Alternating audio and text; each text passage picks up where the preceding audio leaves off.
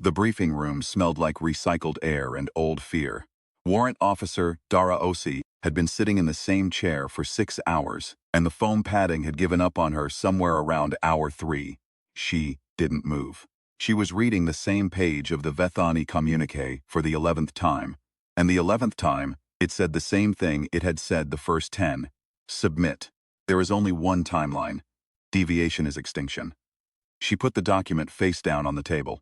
Outside the viewport, the Vethani blockade fleet hung in perfect formation around Earth's L2 point. 47 vessels arranged in a geometric pattern that had no human analog. Not a triangle, not a ring. Something that hurt to look at too long, like a word in a language your mouth couldn't shape. They had been there for 19 days. They had not fired a single weapon. They did not need to. They were waiting. "They keep using that word," said Commander Yusuf Ibarra from across the table.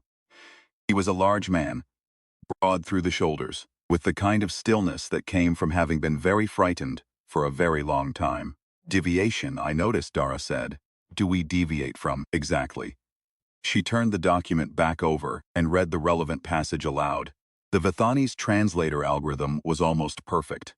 It had taken humanity's languages, apart like a watch, studied the gears, and reassembled something that worked without quite ticking right. "You have been running a simulation that does not correspond to the authorized parameters of this timeline. You are a deviation. Deviations are corrected. Submit for correction, or face termination of this branch." Yusuf stared at the ceiling. "So they're saying we're wrong. They're saying we don't exist correctly." "Right." He was quiet for a moment. "Is that worse?" Dara didn't answer. She was thinking about something her mother used to say. A woman who had spent 40 years as a civil engineer in Accra, who had rebuilt the same bridge 3 times after floods that shouldn't have been possible. When the river tells you that you don't belong here, you build better foundation. She thought about that a lot in the days that followed. The Vethani were not cruel. That was the strangest part. When the first contact team had gone up, Dara among them, back when they still thought this was a diplomatic situation, the Vethani had received them with something that the xenolinguists later described as bureaucratic courtesy. They were tall, 7 feet at the shoulder joint, their bodies arranged along a bilateral axis that was close enough to human to feel like mockery, and far enough to feel like a warning. Their coloring shifted in slow waves across their skin. Not emotion, the xenolinguists said. Something more like weather. Something they had no good word for. The Vethani commander. They had no ranks in the human sense, but this one spoke for the others. Had gestured to a display that covered an entire wall of their meeting chamber. The display showed timelines. Hundreds of them. Maybe thousands. Branching and converging like the root system of something enormously old. Most of them were dark, a few glowed. "These are the authorized branches." The Vethani had said through the translation algorithm, its voice arriving in Dara's earpiece as a flat, careful baritone. "Your branch is not among them. It should not exist. We are authorized to correct this." "Correct it how?" Dara had asked. The Vethani had looked at her, or performed the act served as looking, and said, "We collapse the branch. The substrate realigns. The deviation is absorbed. It is painless. The people of an unactualized branch do not experience the correction because they cease to exist. Because they were never authorized to exist. There is a distinction." Dara had looked at that wall of timelines for a long time. She had found something that might have been Earth's branch. A thin line of light toward the edge, recent and bright, and growing in all the wrong directions. She had thought about her mother's bridge. She had thought about the river. "Authorize the authorized branches," she had asked. The Vethani had gone very still. The weather colors across its skin had stopped moving entirely, which the xenolinguists later said they had never seen before. "That is not a question we have received previously," it had said. "Sure it isn't," Dara had said. Back in the briefing room, she told Yusuf what she'd been thinking about for 11 days. "The authorized timelines," she said. "The ones that glow on their display. They all have one thing in common, which is, they're old. Every single one of them is old. Aging slows down. The timelines stabilize. The civilizations in them stop, I don't know, stop generating variants." Yusuf leaned forward. "You're saying they stop changing." "I'm saying they stop surprising themselves." They settle. They optimize. She tapped the communique with one finger. The Vethani have been doing this for a very long time. Long enough that they've forgotten what it felt like to be surprised. And we surprise them. We apparently exist in ways that their models said were impossible. Or not impossible. Improbable enough that they never authorized us. The civil rights movement. The end of apartheid. The fact that we figured out quantum coherence in biological systems before we figured out interstellar travel. Little things that added up wrong. She paused. Becoming something their models said we couldn't be. Is that good? It's why we're still here. Shh. They expected us to look at their fleet and submit. Every deviation they've encountered before submitted. Yusuf was quiet for a long moment. Then, what happens if we don't? I don't know, she said. Neither do they. She thought that might be their only advantage. The thing about orthogonal time, a concept the Vethani had inadvertently introduced into human theoretical physics in the 19 days since the blockade began, simply by existing, was that it changed what you thought a mistake was. Terra. Priya Nair had been the one to work it out. In a windowless office in the Bengaluru Coordination Center, surrounded by printouts of the Vethani communiques, and 3 empty coffee cups and 1 cup that was still half full, and had been for 16 hours. She was a theoretical physicist who had spent her career studying what she called the texture of improbability. The way certain things that shouldn't happen kept happening anyway, just slightly too often to be noise. She had called Dara at 0340 local time and said, "I think I know why they're afraid of us." Dara had been awake. Shh, she was always awake. "Tell me." Their authorized timelines, the ones that stabilize, they stabilize because they stop introducing new variables. A civilization that has optimized itself doesn't generate new improbabilities, becomes predictable. The Vethani can model it, account for it, authorize it. Priya paused. Dara could hear her turning pages. We've been introducing new variables continuously for the last 200 years. The Industrial Revolution, antibiotics, the internet, gene therapy. Each one of those was a lateral shift. It didn't just move us forward in time, it moved us sideways into a version of ourselves we hadn't been before. Orthogonal change, Dara said. Exactly. And here's the thing. Their models say that once a civilization starts doing that, once it starts changing sideways instead of just forward, the correct trajectory is eventual collapse. The variance compounds, branch becomes unstable and corrects itself. But we didn't collapse. We almost did. Several times.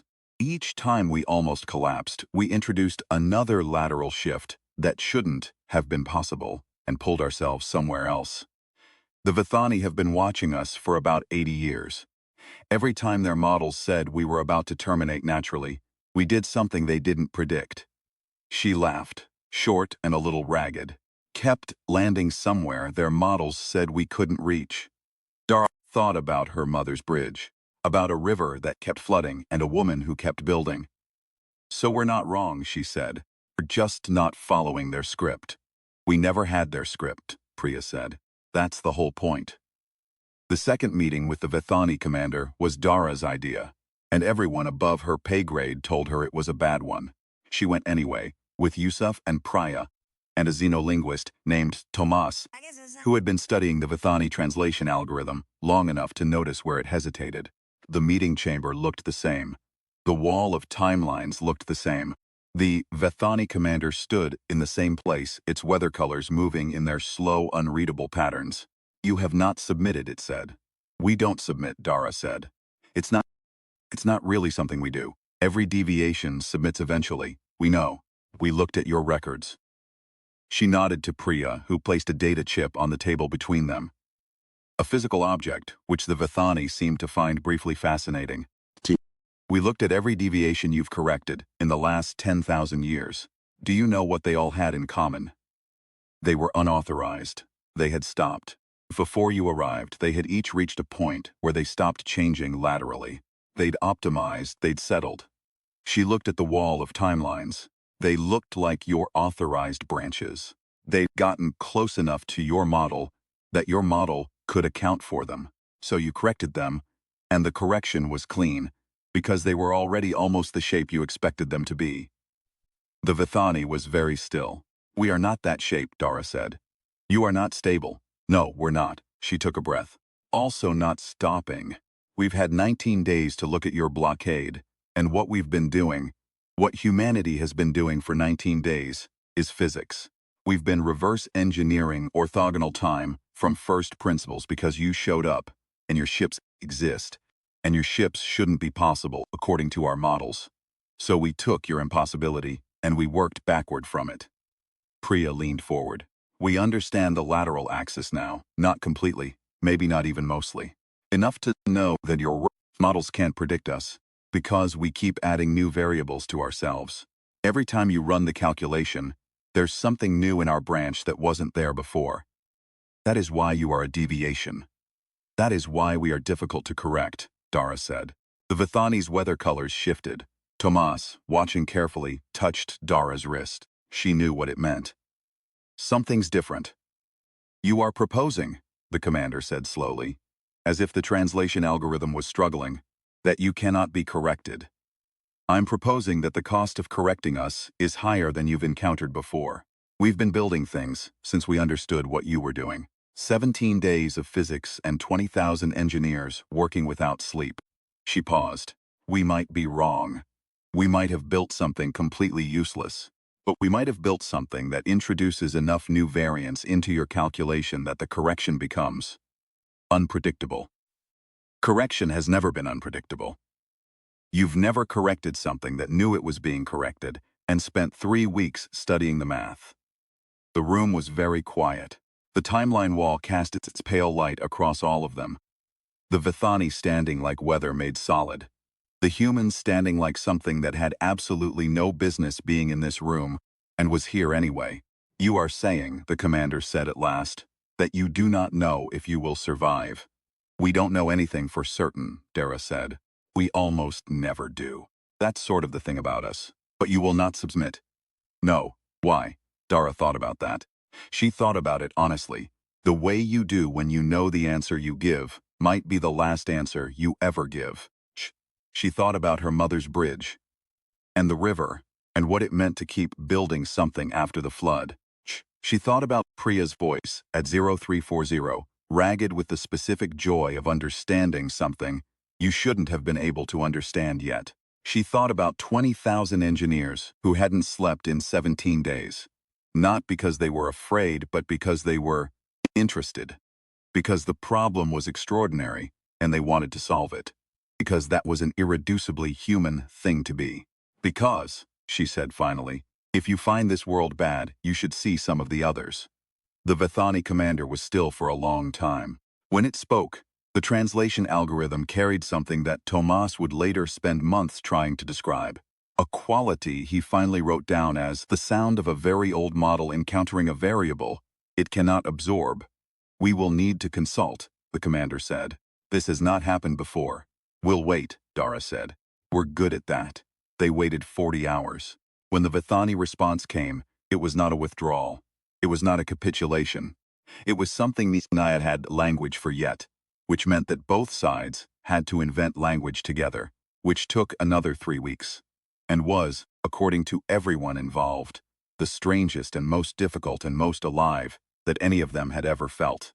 The Vithani had a concept, untranslatable, in the end, so they borrowed the shape of the human word and reshaped it, for a branch that could not be corrected without the correction itself becoming unpredictable.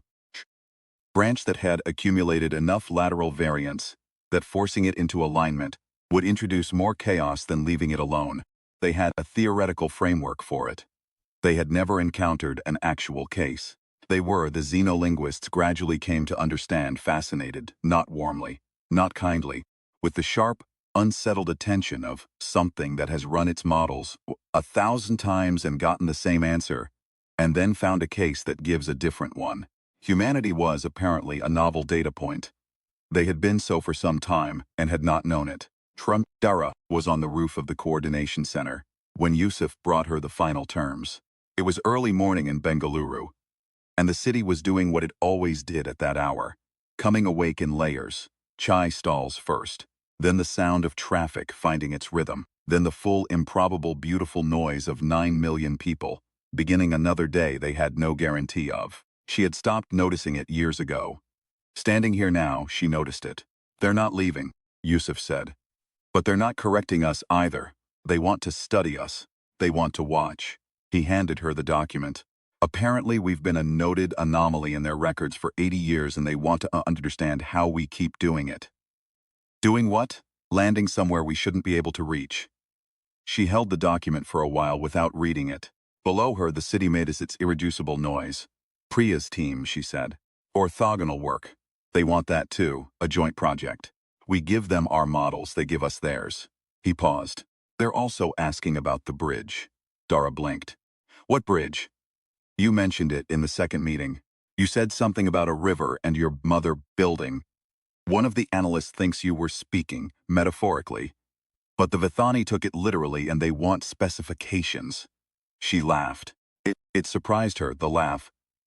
It came from somewhere lower than she expected, from somewhere that hadn't been laughing for a long time.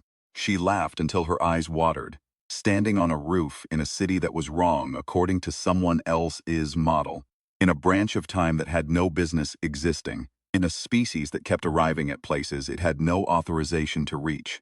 Tell them, she said when she could, that we'll send the plans. Tell them the river floods every few years and we keep rebuilding. Tell them we don't know why. Tell them that's not a problem we feel the need to solve. She looked up at the sky where 47 possible ships still hung in their untranslatable geometry, and somewhere much farther out, along axes that bent at right angles to everything she'd ever been taught, other timelines glowed or dimmed or collapsed or persisted, each one a world that someone had decided was real enough to fight for. Somewhere, she thought, in some version of events running sideways, along an axis no one had a name for yet, someone who looked like her had submitted. She was glad, with a completeness she could not put into words, that it had not been her.